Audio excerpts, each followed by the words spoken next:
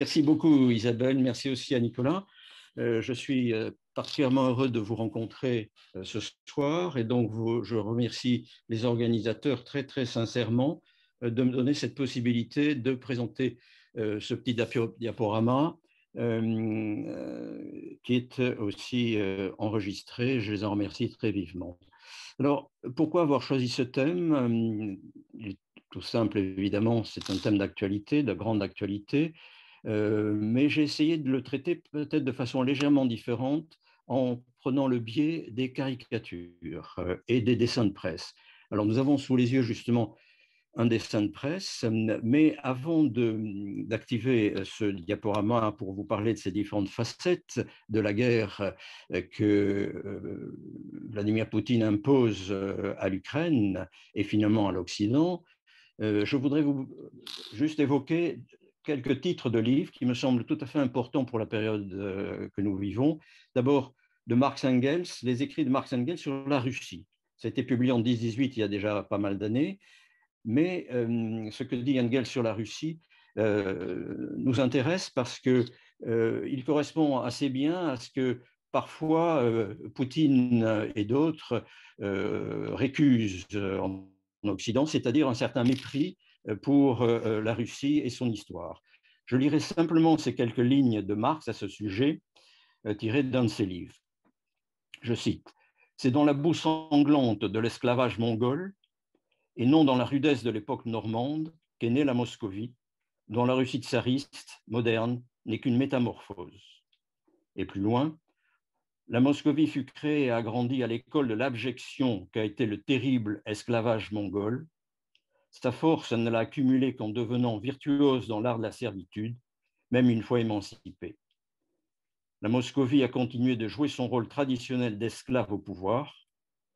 Pierre le Grand fut enfin celui qui unit à l'habilité politique de l'esclavage mongol les fières aspirations du maître à qui Gengis Khan avait légué la tâche de conquérir le monde. Je crois que ces paroles de Marx sont d'autant plus importantes qu'elles n'ont jamais été publiées, évidemment, en Union soviétique, dans les œuvres complètes de Karl Marx. Il y a une multitude d'œuvres complètes avec les statuts de Karl Marx qui se trouvaient approuvés partout. Il faut connaître ces lignes pour voir que Marx était très méfiant à l'égard surtout de la diplomatie russe, mais aussi, vous le voyez, du peuple russe. Et c'est ce qui est frappant et qui est évidemment particulièrement gênant. À côté de ce livre-là, je voulais vous parler aussi de livre très important pour notre thème, c'est L'idée russe de Nicolas Berdyaev. C'est un livre aussi publié en français, qui a été traduit donc plusieurs fois, qui est important pour nous parce qu'il a été essentiel pour essayer de comprendre la Russie et son évolution, mais aussi parce qu'il a été totalement massacré, défiguré par les idéologues actuels, et en particulier Alexandre Douguine, qui l'ont complètement métamorphosé dans le pire des sens, en parlant du Ruski Mir, le monde russe, qui évidemment est un monde qui veut, comme pendant la période impériale, regrouper l'ensemble des pays slaves, et à plus forte raison d'abord la Biélorussie et l'Ukraine, sous sa houlette. Alors, à côté de ces deux livres, je voudrais vous citer aussi le livre d'Arnold Toynbee, le grand historien des civilisations, qui s'appelle Guerre et civilisation, qui parle en particulier de ce qui est très grave maintenant dans la Russie de Poutine, c'est-à-dire cette militarisation que le peuple russe ne met pas forcément très bien, à preuve les difficultés qu'il y a à mobiliser les jeunes soldats pour aller combattre en Ukraine dans les conditions que vous connaissez. Enfin, le livre de Giuliano da Empoli, Le mage du Kremlin, qu'il qualifie de roman, mais qui a une très très grande et belle documentation qui montre comment Poutine a été choisi par les oligarques pour monter au pouvoir et comment Poutine a ensuite éliminé les uns après les autres ces oligarques dans les conditions que vous savez pour reconquérir toute son indépendance. Enfin, je citerai le livre de Nicolas Werth, Poutine, historien en chef, publié chez Gallimard dans la collection Tract, et qui me paraît singulièrement important, puisque Nicolas Werth était président de la société Mémorial en France, cette société qui a été éliminée par Poutine dans les pires conditions. Voilà pour le fond, si vous voulez, quelques indications bibliographiques. Mais à côté de tout ce que l'on dit dans la presse, à côté des grands centres de recherche et d'investigation que l'on trouve dans tous les pays, en particulier aux États-Unis, en Angleterre, en France évidemment, je voudrais indiquer qu'un périodique comme le Courrier international donne aussi beaucoup d'informations à côté de tous les journaux, naturellement, qui sont les nôtres. Maintenant, un mot sur les caricatures, pour voir pourquoi avoir choisi cette dimension qui me paraît effectivement tout à fait importante. Parce que la caricature, finalement, est par essence un art engagé qui allie le graphisme et quelques mots extrêmement concis aussi, mais cette contestation qu'entraîne la caricature est importante pour nous parce qu'elle correspond à une pluralité de pensée, à la possibilité de s'exprimer, d'être contre quelqu'un ou de ne pas être d'accord avec quelqu'un. C'est exactement le sens de la démocratie contre laquelle lutte évidemment Poutine. Donc c'est cette satire qui nous intéresse, qui était extrêmement populaire, évidemment, à la fin du 19e siècle, puisqu'on comptait en France seuls 200 journaux satiriques entre 1880 et 1914. Il y avait une concurrence très forte entre ces journaux et ils naissaient, ils disparaissaient, mais en tout cas, ils nous ont laissé des souvenirs, des mémoires extrêmement captivants de la société et du monde politique de cette époque. Donc, ce qui est important pour nous, ce sont les enjeux de la caricature. La caricature est quelque chose de sérieux et en même temps, elle utilise l'ironie, le rire, le sourire pour essayer de mieux nous faire comprendre la vérité, entre guillemets, que détient tel ou tel caricaturiste qui veut s'exprimer et indiquer ce qu'il pense lui-même de la situation. Lorsque nous avons des dessins de presse, comme dans cette première diapositive, vous le voyez, c'est un caricaturiste assez connu, dessinateur de presse assez connu, qui s'appelle Emmanuel Chonu, qui travaille pour Ouest France et qui a eu cette idée très intéressante de reprendre le fameux tableau de Lacroix, La liberté guidant le peuple, qui est maintenant d'ailleurs au Louvre de Lens. Il a repris ceci car il a mis donc à la place de une sorte de Marianne, si vous voulez, qui est sur la barricade qui évoque la révolution de 1830 en France, il a mis donc une Marianne, si je puis dire, ou une Natacha ukrainienne, avec le drapeau ukrainien. Et vous le voyez aussi, Chenu a mis derrière le drapeau français et le drapeau d'Europe, avec une Marianne aussi qui a le fameux bonnet phrygien, ce bonnet que l'on retrouve évidemment chez Delacroix, qui montrait les femmes que leur maître avait libérées et qui portaient donc ce bonnet pour montrer leur situation. Vous voyez aussi dans le tableau de Delacroix que toutes les classes sociales sont représentées, un bourgeois au premier rang avec un fusil, et puis des ouvriers, des travailleurs, etc. Et devant des soldats morts, à droite, le petit Gavroche qui est là avec ses deux pistolets. Donc vous le voyez, de l'autre côté, nous avons la Russie qui envahit donc de façon forcenée l'Ukraine et qui écrase justement Kiev. Voilà. Alors, c'est une partie donc de la culture de l'Ukraine aussi, la révolte. On l'a vu en 2004, on l'a vu en 2014 avec le Maïdan. C'est cette possibilité, cette volonté de s'exprimer contre ce que pense la Russie, qui veut effectivement dominer le monde russe. Alors, je vais maintenant passer au deuxième thème, pardon. Vous montrez que, à l'opposé de ce que l'on pense parfois, la Russie bolchevique aimait rire. Parfois, le rire et l'humour étaient extrêmement violents, mais il existait. Il y a un humour noir sur lequel on pourra revenir. Pour ça que j'ai marqué des caricaturistes au Kremlin dans cette période 1923-1937, c'est-à-dire juste avant les purges, les grandes purges, avec ici la veuve de Lénine, Nadia Krupskaya, et Staline lui-même, qui a été une caricature de l'ancien directeur, enfin, la personne qui était à ce moment-là directeur du Gosplan, qui s'appelle Valéry Mieczlauk. On verra tout à l'heure. Ces caricatures sont importantes, elles ont été retrouvées un peu par hasard d'ailleurs, lorsque les archives ont été libérées d'abord par Gorbatchev, puis surtout par Yeltsin, et c'est au début des années 2000 que l'on a retrouvé plus de 180 dessins caricaturaux, si vous voulez, qui nous intéressent ici, puisqu'on ne connaissait pas du tout cet aspect d'autocritique qu'il pouvait y avoir entre les bolcheviks eux-mêmes. Cette autocritique allait parfois très loin, était extrêmement grossière, quasiment obscène. Alors, je vous passe les plus obscènes, mais j'ai retenu celle-ci, qui est assez frappante. Je vais vous la montrer. Voilà. Décidément un bolchevique. Ce livre, traduit par François-Xavier Nérard et qui a été publié au départ en Russie, nous montre ici Mieczlauk, nous montre ici le directeur, le président du Conseil des finances dans l'Union soviétique des années 30, et le voici, pendu, vous voyez par où, par un de ses camarades qui était apparemment Boukharin.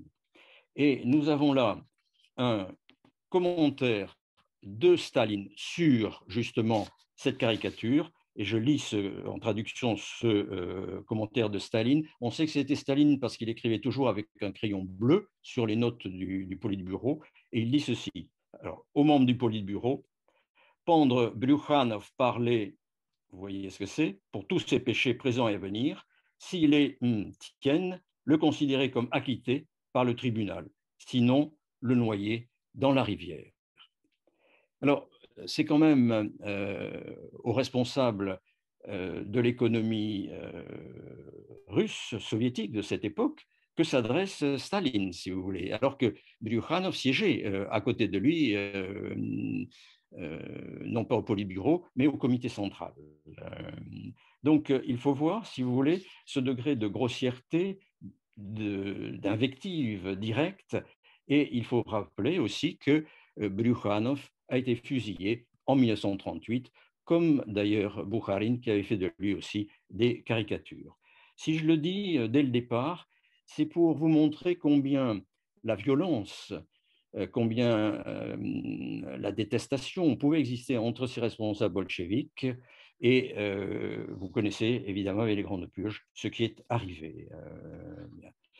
Alors, je voudrais aussi vous dire pourquoi j'ai choisi ces caricatures et la caricature en général comme les dessins de presse. Je voudrais citer à ce sujet une phrase qui me semble importante d'Edgar Morin. Edgar Morin a dit « Quand l'avenir est une jungle de points d'interrogation, c'est avec la machette de l'humour et de l'esprit critique qu'il faut se frayer un chemin. »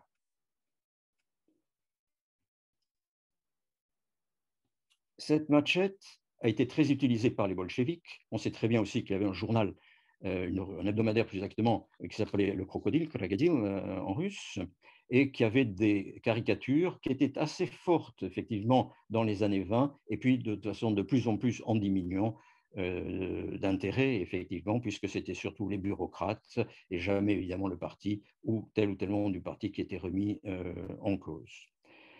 De façon générale, ce qui m'intéresse, c'est que ces caricatures sont nées avec la démocratie et qu'elles sont remises en question en même temps que la liberté et le système démocratique lui-même. Je voudrais aussi vous dire que dans la Russie stalinienne, à côté des caricatures, il y avait aussi un art qui était un art populaire au départ, qui créait, inventait, imaginait ce qu'on appelle des chastushki. Ces chastushki, qui étaient dans le milieu populaire, étaient très utilisés, c'était une sorte de quatrain qui était rimé et qui pouvait être d'une extrême violence contre le pouvoir soviétique. Puisqu'on parlait de Staline, je vous citerai d'abord en russe, puis je le traduirai, ce petit quatrain. Сука Сталина рожала, ах, вся Грузия дрожала. Ждите бед «Ждите горе, ждите бед, появился людоед». Людоед, hein. Donc, qu'est-ce que cela veut dire? Vous le comprenez, une chienne a donné naissance à Staline, à toute la Géorgie en a tremblé. Attendez-vous à des désastres, attendez-vous à des malheurs. Un cannibale nous est né. Voilà ce que les paysans, voilà ce que les ouvriers, vous pouvez se dire entre eux, comme Staline, avant peut-être d'être exécutés, tout simplement, et pour le moins mis en prison ou envoyés. Alors, pour résumer ce que je voudrais dire, je pourrais dire justement, on pourrait signaler que l'Ukraine a un problème, c'est la Russie, et que la Russie a un problème, c'est Poutine. On voit effectivement ici Poutine, dès le départ, dire l'Ukraine m'a attaqué, nous a attaqués. Et vous le voyez, comment effectivement le caricaturiste imagine cela, la façon dont effectivement Poutine se tire sur lui-même. Il y a ce côté macho aussi que l'on retrouve chez Poutine, qui est tout à fait caractéristique et qui est très bien caricaturé, aussi très bien montré. On n'a pas besoin de paroles, effectivement, pour l'exprimer. Alors, ces caricaturistes utilisent le crayon, on l'a bien vu lors du drame de Charlie Hebdo, combien aussi il défraie la chronique par des caricatures qui ne peuvent pas plaire à tout le monde, et combien cela peut se terminer dans le sang et dans le drame. Mais lorsque quelqu'un rit, disait une journaliste ukrainienne, la vie devient moins effrayante. Vous le voyez, lorsque la colombe de la paix devient ici, sur un brasero, une petite bestiole à cuire, eh bien, les enfants qui vont à l'école, les mamans qui accompagnent leurs enfants, voient toutes ces colombes qui sont mortes. C'est la colombe, effectivement, que dessinée aussi, on voit en haut, justement, ce petit caricaturiste sur son crayon et les difficultés d'avancer pour lui. Et nous avons ici la fameuse colombe de Picasso, qui a été refusée par l'humanité à son époque, en son temps, et qui effectivement est reprise ici par un caricaturiste. Moi, aimé Kolombaska, Kolomska. Vous voyez, Poutine proposé pour le prix Nobel de la paix, et l'ironie, bien évidemment, lorsqu'on sait que ce sont trois personnes, un Ukrainien, un Biélorusse et un Russe, qui ont reçu effectivement ce prix Nobel de la paix il y a quelques jours. Alors, ici, nous avons la possibilité de voir ce que tout le monde a remarqué, c'est ce côté ridicule. C'est-à-dire, s'il y a des caricatures sur Poutine, Poutine est comme une caricature d'un dictateur. Vous le voyez ici lorsqu'il reçoit notre président, Macron, cette immense table, tout à fait stupide, effectivement, non pas du tout à cause du Covid, mais pour montrer effectivement qu'il est tout à fait en dehors, si vous voulez,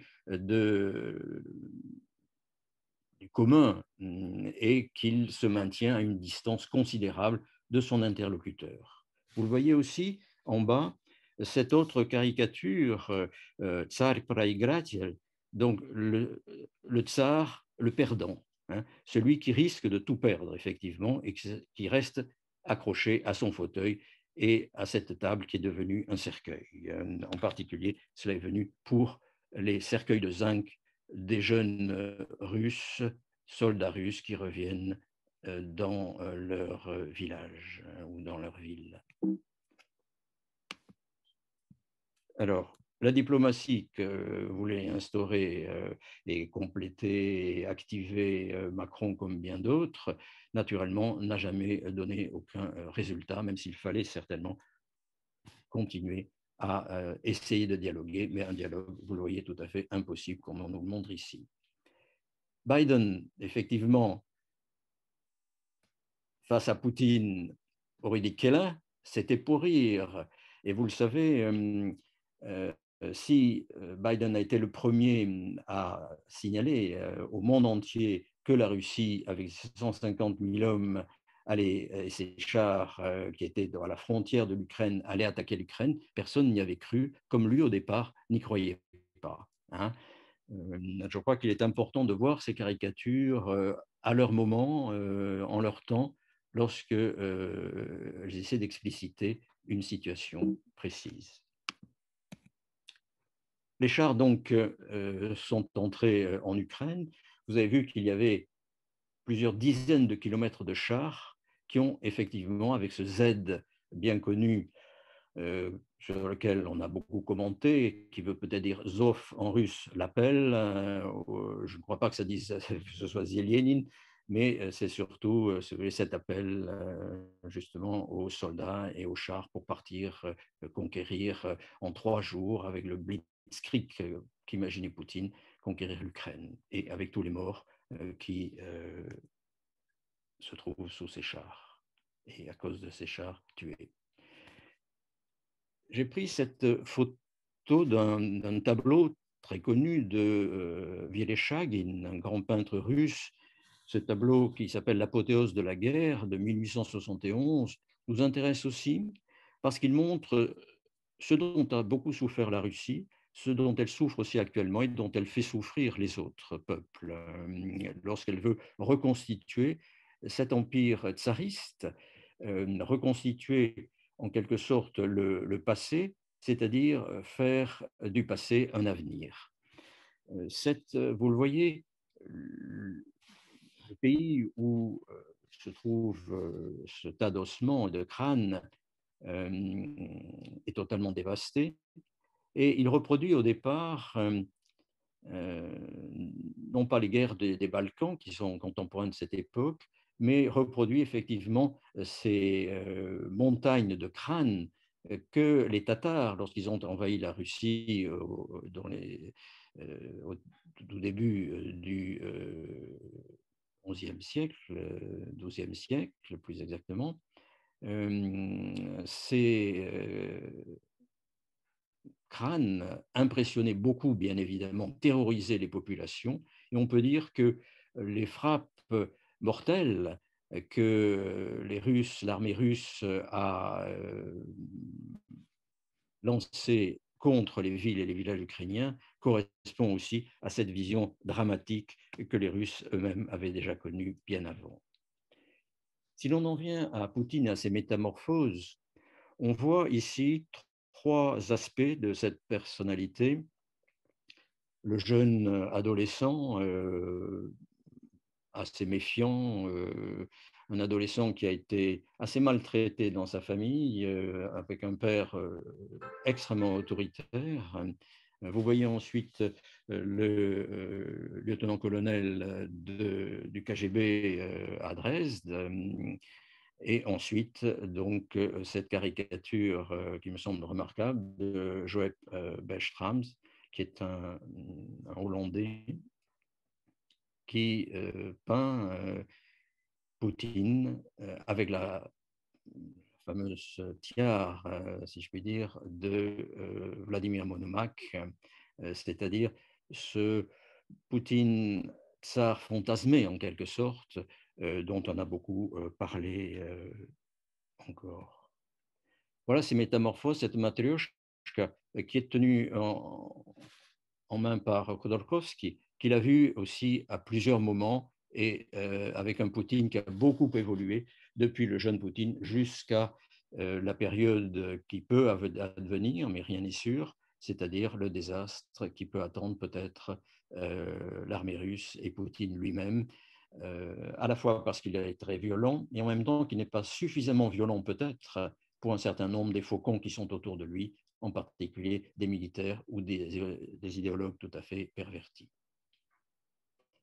Voilà la fin, si vous voulez, cette foi aveugle que dénonce Bertram aussi, Blind Faith, avec un Poutine qui serait tout à fait à la fin avec une bouteille de vodka dans la Russie tsariste, si vous voulez, que signale évidemment l'emblème sur la casquette de cette Russie que veut évidemment Poutine. Alors, si l'on revient maintenant au personnage, à son évolution, c'est vrai qu'on le voit ici en jeune judoka qui gagne des concours dans la région de Leningrad de l'époque, et puis Poutine, bien des années plus tard, très admiratif devant les avions militaires russes et soviétiques que l'on lui montre. Et vous le voyez ici, aussi admiratif et complaisant devant ces fusées qui sortent effectivement de la terre et des plantes. Là, c'est un autre aspect de Poutine que l'on appelle, vous savez, Poutier, très souvent en Ukraine comme dans les anciennes démocraties populaires, entre guillemets, soviétiques, qui sont maintenant indépendantes. Et vous le voyez ici, avec des croix gammées, avec une moustache et ce fameux ruban de Saint-Georges, qui est au départ un insigne, une décoration russe avec ce ruban-là, donc magnifiant Saint-Georges, conquérant et inconnu, attaquant le dragon et arrivant à vaincre le dragon. Donc ce mélange de Poutine et de Hitler, effectivement, est important dans cette reconquête du passé que veut en même temps Poutine, qui effectivement le fait s'approcher en réalité des méthodes tout à fait hitlériennes, ce dont on pourra reparler. Voilà, j'ai repris ces photos de la signature du pacte germano-soviétique lorsque Staline, effectivement, accepte et décide d'accepter de traiter avec Hitler, puis ensuite de partager l'Europe dans cette clause secrète qui est restée secrète pendant très longtemps et que Molotov, jusqu'à la fin de sa vie, avait tout à fait nié. On voit Staline à l'arrière-plan. Et là, on le voit en train de trinquer avec les représentants allemands, les représentants d'Hitler, à la santé évidemment de Führer et à la santé du pacte germano-soviétique. Là, j'ai pris des caricatures d'un journal, plus exactement c'est un hebdomadaire satirique russe, de Russes émigrés à Paris dans les années 30 et début 40, tout début 40. Et vous avez ici justement Hitler congratulant Staline, et le texte en russe nous dit on nous compare parfois avec des gangsters. Quelle absurdité, dit Hitler. Les gangsters ont fini leur carrière en prison, mais nous l'avons commencé en prison. Voilà ce que cette caricature de Mad, c'est-à-dire il s'appelle Mikhail Alexandrovitch Drizo, qui est un caricaturiste justement qui venait d'Odessa. C'est aussi pour cela qu'il nous intéresse. Vous avez à droite justement Risunok Maada, justement. C'était la façon de résumer son prénom et son nom. De Mad aussi, ceci. Voilà ce que ces deux dames se disent. Qu'est-ce que tu en dis? Hier, Piotr Ivanovitch a essayé de me prouver qu'Hitler et Staline étaient tout à fait ressemblants, c'était les mêmes. Mais quelle absurdité! As-tu remarqué les moustaches? Ces moustaches, évidemment, fort différentes entre Staline et Hitler. Et vous le voyez actuellement, cette caricature il y a quelques semaines, le prétexte, effectivement, la différence, l'un, évidemment, c'était les Sudètes, et l'autre, c'est le Donbass, le prétexte pour envahir d'un côté, effectivement, le reste de l'Europe, et de l'autre côté, le Donbass. Voilà, encore une fois, Hitler, Poutine et la mort, une autre caricature de Kazanievski, justement, Vladimir Kazanievski, qui est un très bon dessinateur et caricaturiste russe, qui veut volontairement mettre le pied dans le plat en montrant qu'effectivement, si Hitler avait fait pénétrer ses troupes par le Blitzkrieg en Russie, d'abord en Pologne puis en Russie, de l'autre côté, c'est de l'Ukraine, c'est Poutine qui veut effectivement s'emparer.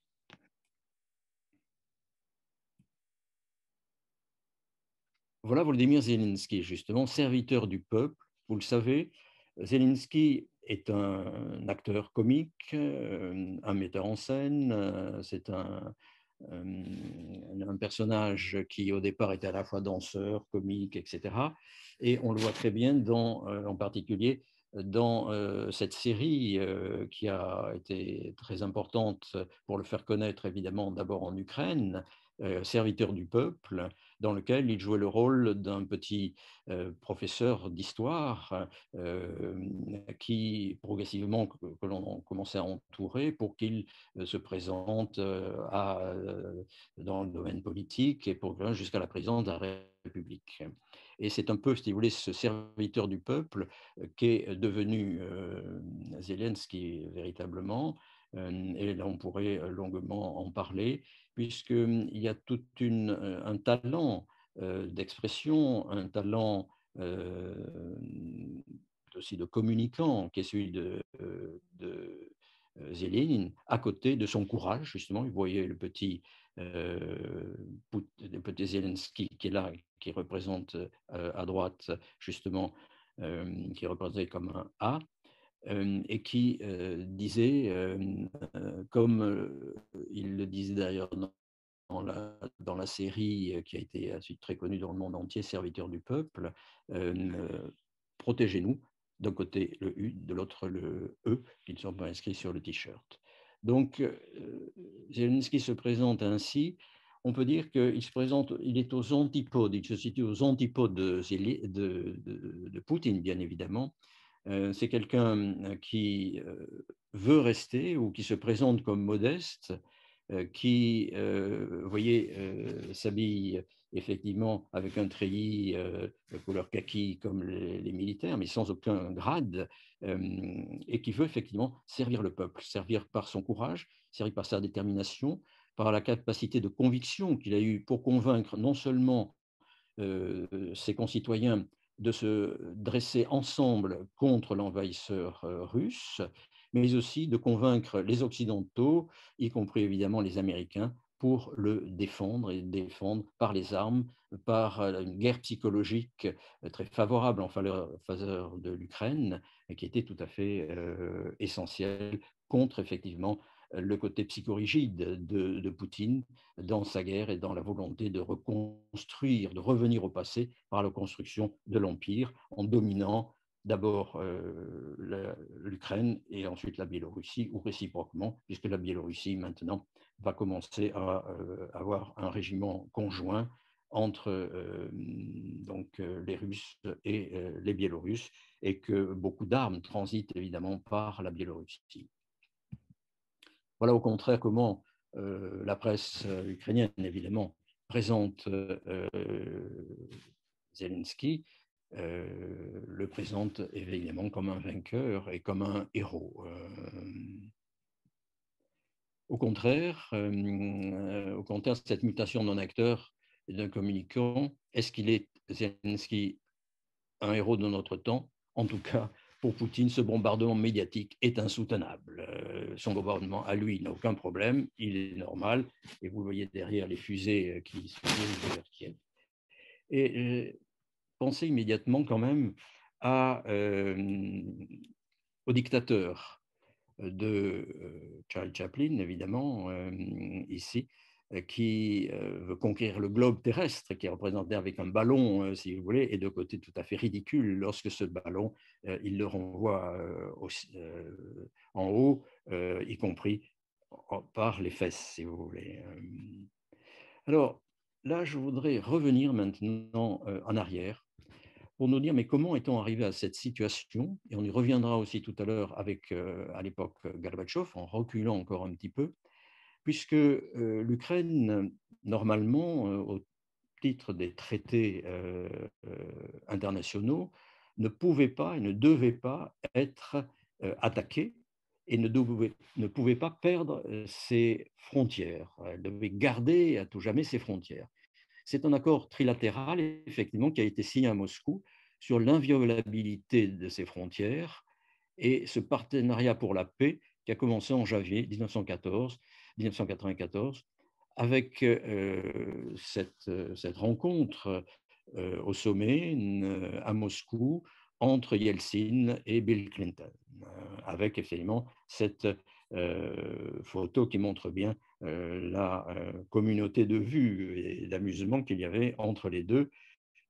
C'était sérieux et c'était aussi au-delà du sérieux parfois pour bien montrer qu'il y avait une fraternité en quelque sorte qui se créait entre l'Occident et la Russie, ce qui était tout à fait essentiel et ce pour lequel avait lutté Gorbatchev sans qu'il puisse arriver à son but. On y reviendra tout à l'heure. C'est ce passé russe, soviétique, qui revient et que le montrent bien les caricaturistes, les, les caricaturistes ukrainiens, avec ces chars USSR et cette fois aussi, et ces marteaux qui veulent écraser le citoyen ukrainien indépendant, qui lutte pour son indépendance, un petit peu comme on a vu à Prague ou ailleurs, quelqu'un se dresser, ou à Tiananmen en Chine, à Pékin, se dresser sur cette place contre les chars chinois qui voulaient l'écraser. Ici, c'est exactement la même chose qui est reprise, ces dictatures qui écrasent les citoyens ou le citoyen qui a le courage seul de se présenter devant des chars. Le revivement russe, après ce que nous avons vu avec les accords de 1994, qui sont dits accords de Budapest, l'agrandissement des frontières, eh bien, l'avancée de Poutine, vous le voyez, la swastika sur une aile, de l'autre, il y a le marteau soviétique, et puis des aides un peu partout pour montrer que c'est Poutine qui passe à l'attaque.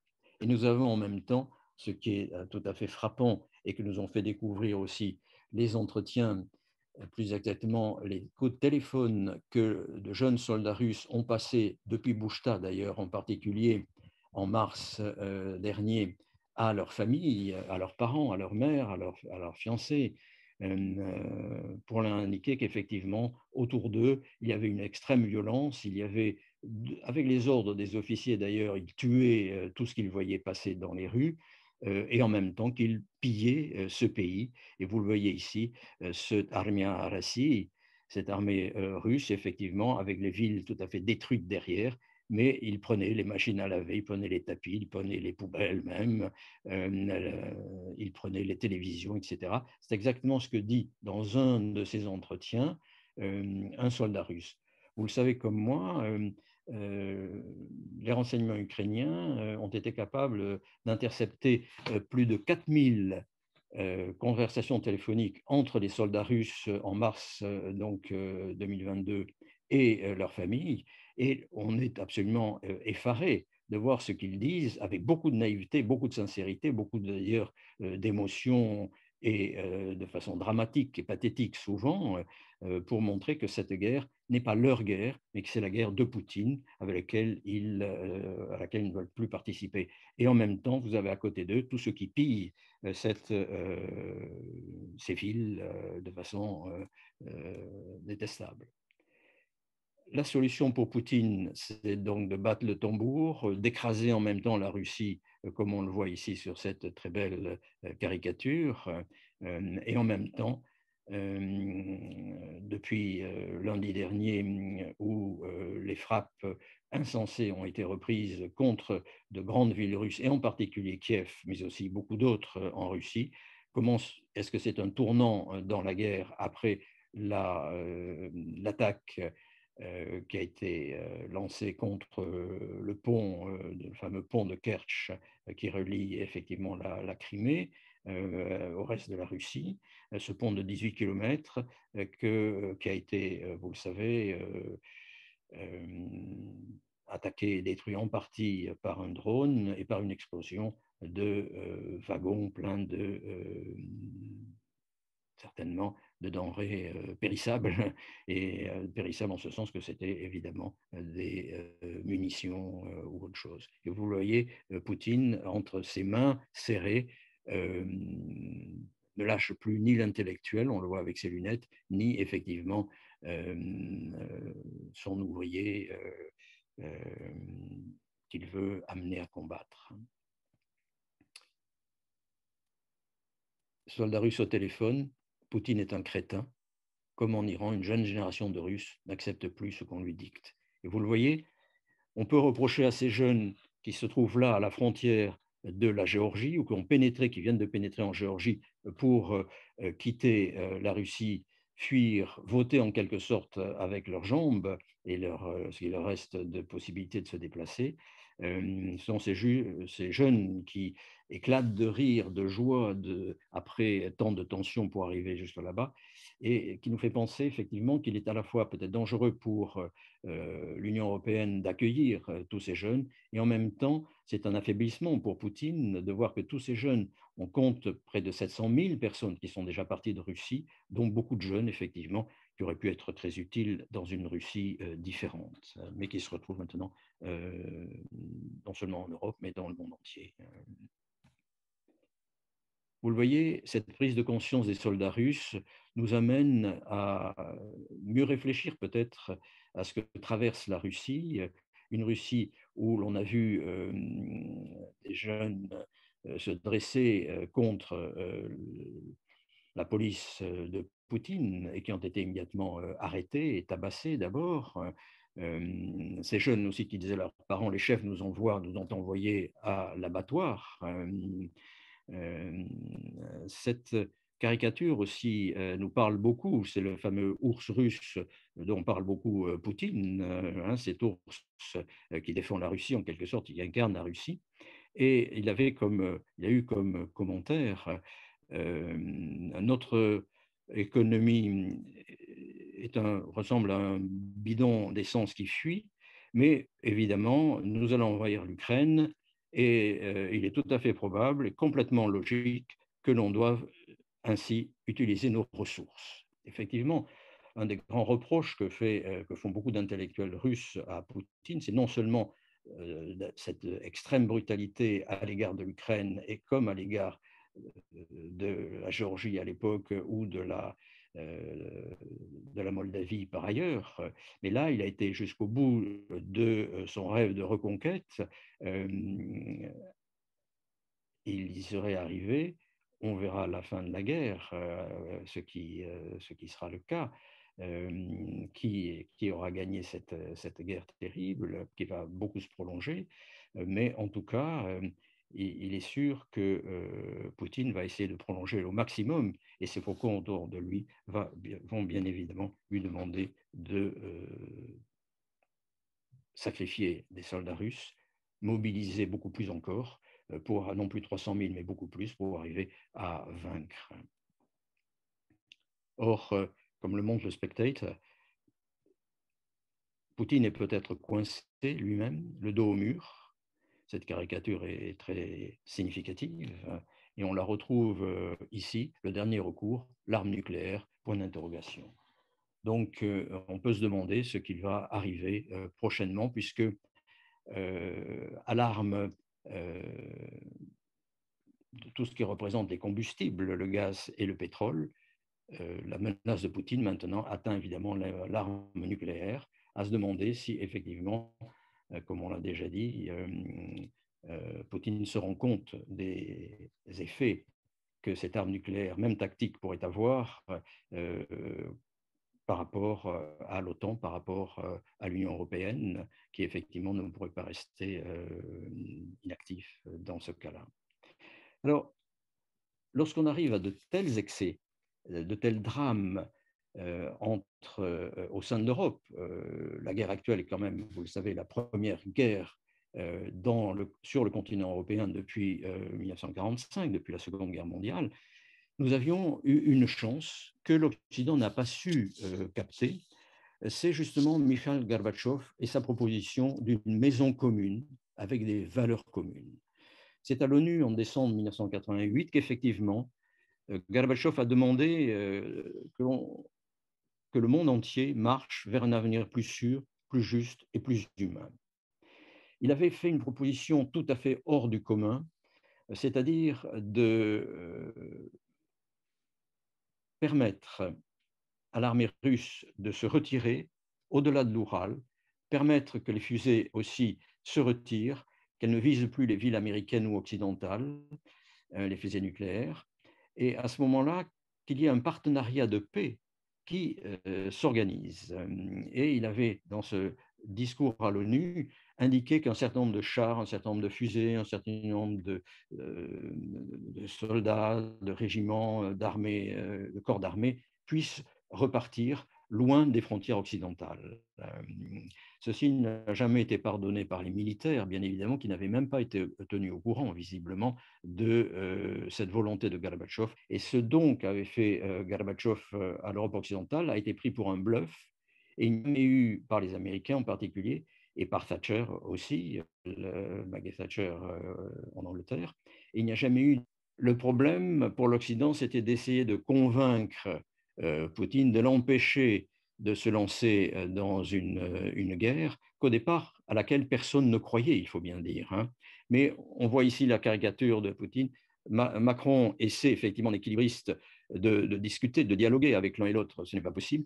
Vous voyez le violoniste qui s'assit et qui va couper le violon qui a les couleurs, évidemment, des drapeaux ukrainiens, la guerre, et puis sur ce drapeau ukrainien, les morts, effectivement, qui s'accumulent. Alors, on l'a dit, cette guerre est une guerre hybride, une guerre dangereuse, qui a commencé par, effectivement, des problèmes avec la fourniture de gaz et de pétrole, cette roulette russe sur le gaz en Europe, et c'est pour ça que cette roulette russe, la roulette russe, vous voyez, qui était, on se tirait une balle dans, enfin, on appuyait le pistolet sur le crâne, sur la tempe, et on tirait un certain nombre de fois. Si au bout de 2-3 fois, il n'y avait pas de résultat, eh bien, c'est que on avait gagné effectivement, sinon on se suicidait. Vous voyez. Alors, ici, vous voyez la langue aussi de Poutine comme celle d'un diable ou d'un serpent, vous voyez, et la possibilité donc à la fois d'utiliser donc cette menace sur l'énergie que l'on reprend et que l'on pousse à fond, comme cela a été le cas justement récemment. Et cette deuxième façon de donner le prix Nobel de la paix, on a vu tout à l'heure avec la colombe qui était tuée, égorgée par Poutine. Maintenant, c'est le moyen d'éliminer le Covid-19 en effectivement appuyant sur le bouton nucléaire. Voilà aussi, dans cette guerre hybride, il y a aussi le faux, l'usage de faux. En particulier, comme vous l'avez peut-être vu, ce numéro spécial de Charlie Hebdo, la fête est finie, avec un i, on voit très bien la faute d'orthographe, que l'on veut faire passer pour un numéro spécial de Charlie Hebdo. Là, c'est la tête de l'Angleterre, on va voir ensuite, vous voyez, c'est l'Angleterre qui vomit effectivement donc, le président Boris Johnson et qui en même temps détruit en quelque sorte, montre un tout petit Zelensky avec des oreilles de cochon, en disant finita la commedia, praznik zakončился, la fête est terminée. C'est cette possibilité aussi qu'a Poutine et que l'on veut exprimer ici dans ces caricatures des pro-Poutine, montrer qu'effectivement Poutine va aller beaucoup plus loin. Ce n'était qu'un début, ce début de guerre en Ukraine, et que la fin sera beaucoup plus sanglante. Alors, toujours sur cette fabrication des rubans que l'on donne gratuitement dans Moscou lorsqu'il y a une grande fête. Et je voudrais effectivement avancer vers la fin de ma présentation en montrant comment était fabriquée l'idéologie que professe maintenant Poutine. C'est une idéologie dévastatrice parce qu'il s'agit de revenir vers le passé.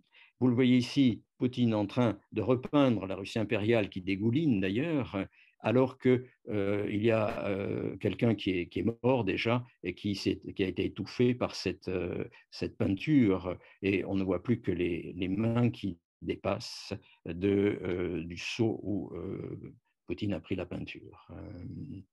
Alors, il y a effectivement cette folie de revenir à l'époque impériale que l'on voit dans toute la garde, effectivement, de Poutine actuellement et de plusieurs régiments qui s'appellent, par exemple, Preobrazhensky, qui était un des grands régiments aristocratiques de la Russie impériale. Et je voudrais, à ce sujet, si cela fonctionne, vous faire écouter cette marche. Voilà, cette marche de la Russie impériale.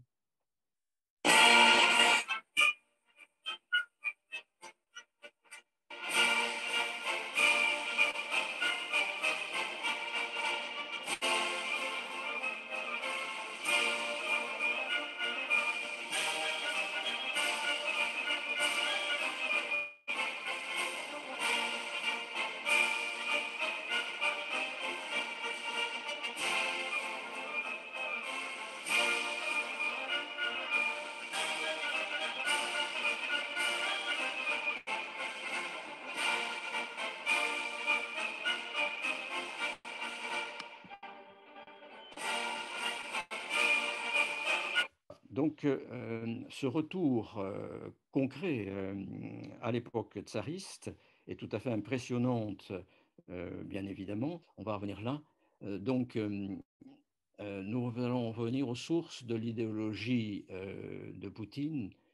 Et c'est là qu'il faut malheureusement citer Alexandre Pouchkine, qui a été à la fin de sa vie un très grand nationaliste, à la fois pour essayer de reconquérir les faveurs du tsar Alexandre Ier et en même temps parce qu'il estimait que la Russie avait été humiliée par l'Occident. Il y a un poème très très connu de 1831 de Pouchkine, justement, qui s'appelle Klevietnikam Rassi, au calomniateur de la Russie, qui est extrêmement violent contre l'Occident et qu'il faudrait avoir le temps de vous citer. Je voudrais vous citer ces vers de Pouchkine qui laissent rêveur, effectivement. Les voici donc, au calomniateur de la Russie. C'est au moment où Souvorov, le général russe Souvorov, était en train de mater les révolutionnaires polonais et d'écraser dans le sang Varsovie. Et voilà ce que, comme l'Europe occidentale, et en particulier les députés français avaient vraiment décidé d'appuyer totalement les Polonais dans leur volonté d'insurrection contre la Russie, Pouchkine s'adresse à eux. Laissez entre eux se quereller les Slaves, laissez-les donc vider leurs antiques débats, leurs conflits domestiques et séculaires et graves, vos clameurs aujourd'hui ne l'apaiseront pas. Je cite ensuite, la mer russe doit-elle absorber à jamais tous les ruisseaux slavons qui coulent sur sa grève, ou sont-ce les ruisseaux qui tariront la mer? Voilà la question que tranchera le fer. Et il continue, c'est l'insurrection et sa fureur sauvage qui vous séduisent, donc celle des Polonais, je le sais, et surtout, vous nous haïssez. C'est-à-dire, vous, l'Occident, vous nous haïssez. C'est Pouchkine qui parle. Hein. Je termine en disant, la parole du tsar serait-elle impuissante? Lutter contre l'Europe, est-ce chose effrayante? Est-ce chose inouïe et nouvelle pour nous? Sachez qu'un peuple entier, donc le peuple russe, si l'épreuve vous tente, et si chez vous les sots suivent toujours les fous, etc., etc., pour vos guerriers, ne craignez rien. Dans nos steppes encore, il reste assez de place entre certains tombeaux qui reconnaîtront bien. Voilà, si vous voulez, Pouchkine nationaliste, que l'on ne connaît pas assez certainement en France, et qui a effectivement adopte cette position tout à fait odieuse, mais qui est faite essentiellement justement pour essayer de retrouver la confiance du tsar. Alors à côté de lui, il y a Tchadaev, un de ses amis de très longue date, qui lui, au contraire, était extrêmement favorable à l'Occident catholique, à l'Occident, si vous voulez, non pas de la révolution de 1830, mais malgré tout un Occident qui était pluraliste jusqu'à un certain point. Et ce Tchadaev a écrit des fameuses lettres, dont la première, effectivement, là, immédiatement, on l'a considéré, le tsar l'a considéré comme fou et l'a fait isoler dans un asile. Donc, il y a une réponse d'ailleurs de Pouchkine à cette première lettre de Tchadaev qui est importante parce qu'il comprend certains aspects, mais il est en même temps tout à fait contre, évidemment, ce que peut dire Tchadaev. Je vous cite aussi, je prononce et je montre qui était Taras Shevchenko, vous le savez, c'est un des grands poètes russes, poète et peintre et dessinateur, qui a eu dans sa vie, qui est mort très jeune et qui n'a eu que 9 années de liberté. C'est quelqu'un qui, justement, voulait, c'était le premier à créer, un peu comme Pouchkine d'ailleurs, à créer une véritable langue ukrainienne, comme Pouchkine avait été très important pour la langue russe, la formation de la langue russe, la formation définitive. Et ce Taras Shevchenko était un serf du comte Engelgard. C'est intéressant à savoir parce que comme il était un serf de ce grand seigneur russe, il avait remarqué ses talents de peintre, de dessinateur. Au départ, il ne voulait pas du tout faire quoi que ce soit en sa faveur, mais ensuite il l'a envoyé à l'Académie des Beaux-Arts pour qu'il soit son peintre personnel. Et à ce moment-là, un certain nombre d'écrivains russes, de peintres, comme Joukovski par exemple, et comme Brulov, le peintre, ont décidé de racheter Taras Shevchenko à son maître, le comte Engelgard. Et à ce moment-là, Bryullov a peint Joukovski, qui était aussi dans ce cercle qui voulait racheter Taras Shevchenko. Et après avoir peint Joukovski, il a mis en vente ce tableau pour 2500 roubles. Et ces 2500 roubles, c'était le prix qu'Engelgard avait demandé pour libérer effectivement Shevchenko. Donc vous voyez ce qu'était aussi la Russie de cette époque, il faut le savoir. Ici, nous avons un tableau très connu de Shevchenko qui montre une jeune paysanne qui a été engrossée, il n'y a pas d'autre mot, par un hussard qui est en train de fuir. Donc, avec tous les viols qu'il y a eu récemment dans les campagnes russes, on voit que ces deux poètes sont aussi importants l'un que l'autre et ils préfigurent un petit peu cette opposition entre slavophiles et occidentalistes avec des personnages comme Alexei Khamiakov et comme Alexander Herzen, bien connus. Donc cette opposition slavophile-occidentaliste, on va la retrouver en Russie tout au long du 19e siècle. Et vous voyez, on commence dès 1830, on peut vraiment commencer à en parler. Parmi les idéologues maintenant dont il faut qui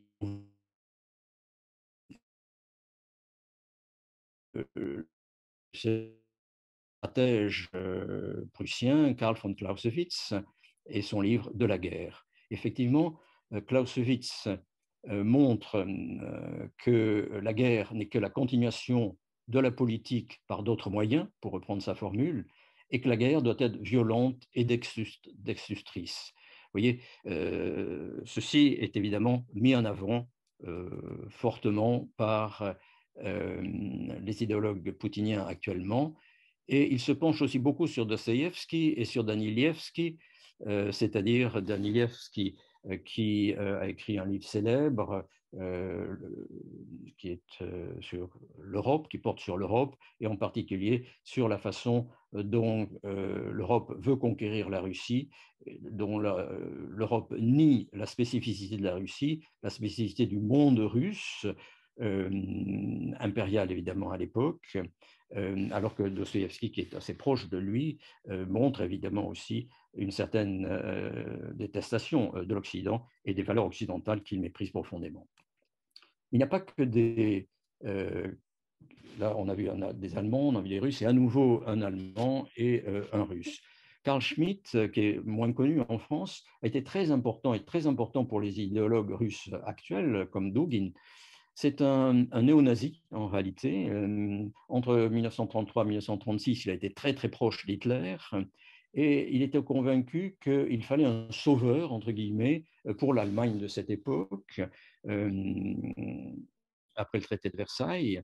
Et il s'est employé à essayer de démontrer pendant toutes ces années-là que Hitler était le sauveur et qu'à ce moment-là, il fallait simplement penser au réarmement et à des actions violentes pour, là aussi, créer un espace vital, comme le dira ensuite Hitler, pour l'Allemagne.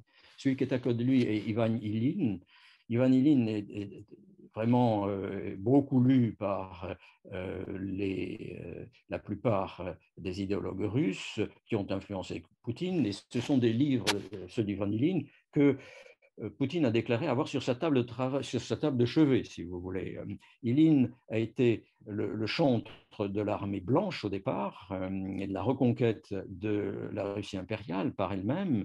Et il est ensuite devenu, une fois en Occident, à Paris, extrêmement anti-occidentaliste, avec la volonté, effectivement, pour la Russie bolchevique, de reconquérir, si vous voulez, l'ancien empire tsariste, comme le veulent maintenant, évidemment, les idéologues poutiniens. On peut faire le lien effectivement entre Douguine, l'idéologue de l'invasion, et à la limite donc le fameux mage russe que vous connaissez. C'est une possibilité effectivement dans cette idéologie extrêmement violente. On peut effectivement faire ce genre de comparaison. De même, on peut penser au métropolite Kirill, qui est une sorte de jusqu'au-boutiste dans la nécessité d'être violent. Et justement, c'est un caricaturiste ukrainien qui a montré cette fusée avec effectivement une coupole comme détonateur, si vous voulez, qui s'attaque à l'Ukraine même et à la Laure, certainement, qui est à Kiev. Et vous le voyez ici, à ma gauche, si j'ai mis Sainte-Thérèse d'Avila en haut, qui est en extase, on a l'impression que Poutine est en extase, alors qu'il y a une apparence extrêmement rusée du métropolite Kirill, qui réussit aussi à beaucoup influencer Poutine et son jusqu'au boutisme. Enfin, vous voyez, le retour au bon vieux temps des caricatures soviétiques, l'Europe, avec la russophobie, avec le nazisme, avec, etc., le Covid, l'OTAN, effectivement, cette Europe qui est allongée ici, effectivement, est absolument piquée par les Américains, par tous ceux qui veulent effectivement lui inculquer en quelque sorte la haine de la Russie. C'est pour ça que j'ai dit ça, bon baiser de Russie. Poutine, finalement, est son rêve d'empire. Est-ce qu'il l'avale jusqu'à s'étouffer, dit un caricaturiste allemand. Et l'on arrive à la fin de ce qui est arrivé récemment, c'est-à-dire le pont de Crimée en feu. Le soleil qui se lève sur le pont en feu, c'est un poème très connu de Taras Shevchenko. Et nous avons ici des caricatures aussi, une caricature intéressante de Chonu sur justement le problème qui est arrivé au fameux gazoduc qui allait de la Russie vers l'Allemagne. Il faut bien détartrer de temps en temps, dit justement le petit Poutine, qui aurait lui-même exercé ses talents dans ce domaine. Conclusion par le caricaturiste Drew Shenman, qui est un Américain. Et maintenant, que dois-je faire, se dit Poutine.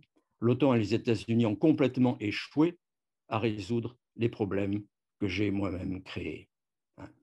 Voilà, si vous voulez, ce que je voulais vous dire. En utilisant ainsi ces caricatures, je pense qu'elles peuvent nous apprendre beaucoup parce qu'elles concentrent de façon très concise, effectivement, avec très peu de mots et juste le graphisme, cette sorte de vérité que l'on peut essayer de montrer, essayer de prouver au monde avec ces visions diverses qu'ont les caricaturistes occidentaux, mais qu'ont aussi les caricaturistes ukrainiens, tant que les caricaturistes russes ne peuvent pas véritablement s'exprimer, sauf s'ils sont déjà à l'étranger.